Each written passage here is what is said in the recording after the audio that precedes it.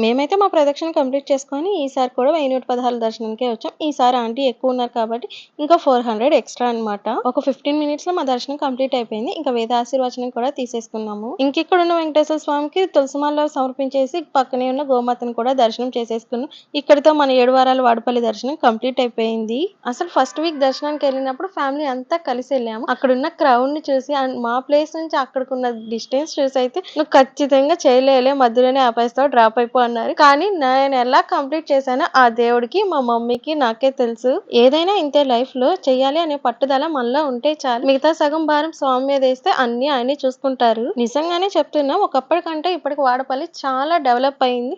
వచ్చే భక్తులకి ఎటువంటి ఇబ్బంది లేకుండా అయితే ఇప్పుడు చూస్తున్నారు. అంతేకాదు ఈ వారం స్వామివారి అన్నప్రసాదం కూడా తీసుకునే భాగ్యం మనకి దొరికింది. ఇంకా దారిలో వెళ్తూ ఇలా లైవ్‌లో పూతరేకులు చేస్తుంటే తీసుకొనైతే రిటర్న్ అయిపోయాము. ఇంకా అష్టోత్తరం పూజ గురించి ఎవరికైనా తెలిస్తే మాకు కూడా చెప్పండి.